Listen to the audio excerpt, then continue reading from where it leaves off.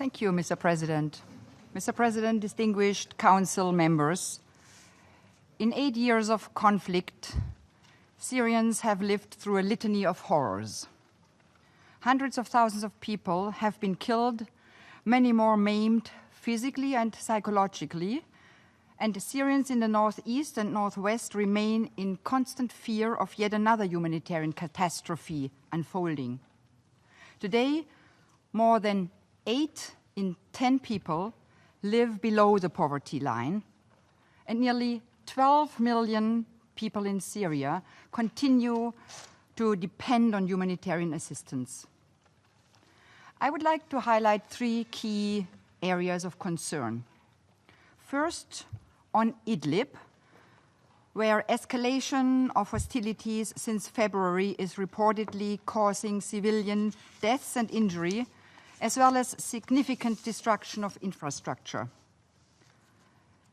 Since February, well over 200 civilians have reportedly been killed as a direct result of increased military clashes and attacks, with many more injured.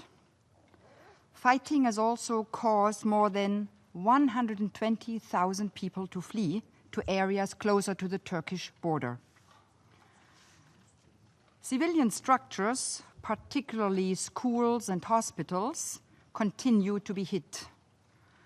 There were 11 attacks on schools in February and March alone, and we have heard reports that on Monday, 2 schools were impacted by airstrikes, resulting in 3 children being killed.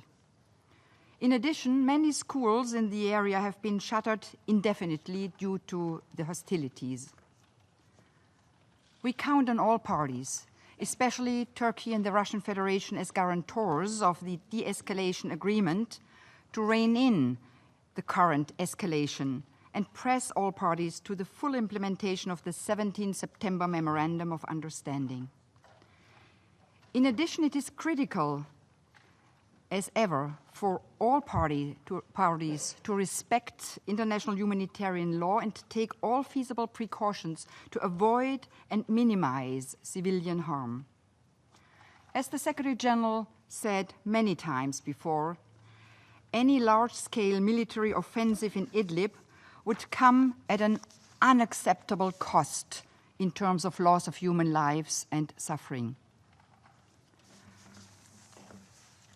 Across northwestern Syria, an estimated 2.7 million people remain in need of humanitarian assistance, including more than 1 million children. This includes 1.6 million internally displaced persons, many of whom have been displaced multiple times and have been living in camps for years. Some 40% of the children are out of school. 2 million people rely on water trucking for most of their clean water. Humanitarian partners continue to respond to evolving needs, with thousands of those most recently displaced receiving food and other assistance. Each month, some 1.7 million Syrians are reached with critical assistance through cross-border operations out of Turkey.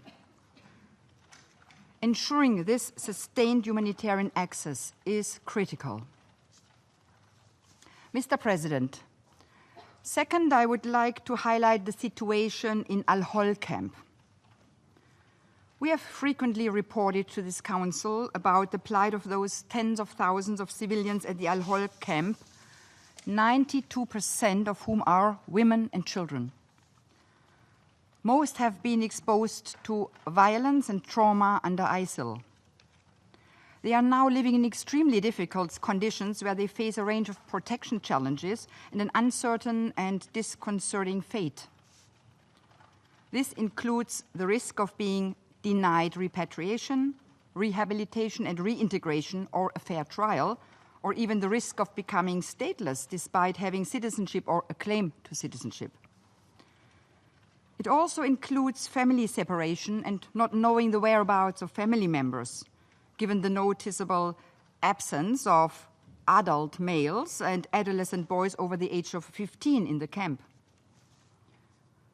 all children, including those suspected of being associated with armed groups or terrorist groups, are entitled to special care and protection under international humanitarian law and international human rights law, including the Convention on the Protection of the Child.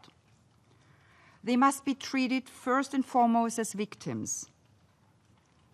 Solutions for foreign nationals need to be urgently found, and we call on all member states to take all measures necessary to ensure that their nationals are repatriated for the purposes of prosecution, rehabilitation, and/or reintegration as appropriate and in line with international law and standards. The camp at Al-Hol currently hosts more than 73,000 civilians. Almost two-thirds of them, two-thirds, are children under the age of 12. Approximately 43% of the camp population are Syrians, 42% are Iraqis, and 15% are foreign nationals.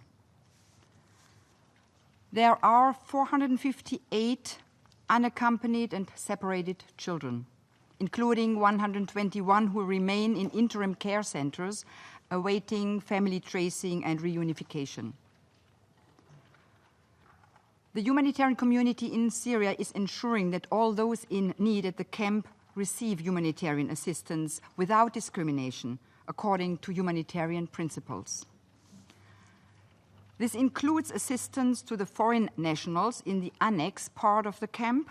However, access to the annex remains constrained, particularly for health, nutrition, and protection partners who require a permanent presence inside the annex in order to provide continued care and services. The United Nations also continues to advocate with the Syrian authorities for the deployment of search staff from Damascus to support the teams operating in northeast Syria, who have now been responding uninterruptedly to successive crises for the past many months. Further south in Deir ez-Zor Governorate, an estimated 150,000 people along 7 villages between Hajin and Safsan, east of the Euphrates River, are in dire need of humanitarian assistance. The Syrian authorities recently approved the deployment of an interagency convoy to the area to bring assistance for up to 50,000 people as a first step. Aside from the SARC convoy deployed earlier in the year, this would be the first interagency convoy to reach the area. Preparations are ongoing to conduct the necessary assessments, obtain relevant security assurances, and finalize logistical arrangements for the convoy to proceed in the coming period. Mr. President, my third and final point will be on Rukban. As you may know, over 7,000 people have left the site in recent weeks, including nearly 2,000 just yesterday. Those who already left organized their own transportation to the 55-kilometer border area from where they have been transported to 4 collective shelters in Homs Governorate through a combination of private and government vehicles. Many are quickly leaving the shelters to stay with relatives in towns in eastern Homs Governorate. Some people, mostly men, remain in the shelters for a longer period while they settle their status with the authorities. Colleagues in Damascus have reiterated the United Nations' willingness to be directly involved to ensure that core protection standards are met and movements are conducted in a voluntary, safe, well-informed, and dignified manner. Today, our teams accessed the shelters for the first time. The United Nations is ready to engage further, but we must be fully engaged from start to finish. We continue to advocate for full, unimpeded, and sustained access to shelters, as well as areas of origin and destination, and to people en route to adequately support the humanitarian needs of those leaving Rukban. Mr. President, while efforts to pursue durable solutions guided by the needs, rights, security, and dignity of the people in Rukban, and based on their informed and voluntary choice, are underway, additional and sustained assistance for those who remain in Rukban is just as necessary. Food, medicines, and other life-saving supplies delivered in February are running out. The United Nations has requested access to provide life-saving assistance, but on Monday was informed by the authorities that such a convoy would not be possible. People are exhausted. The number of children who reportedly died at the settlement from preventable causes since January now stands at more than a dozen.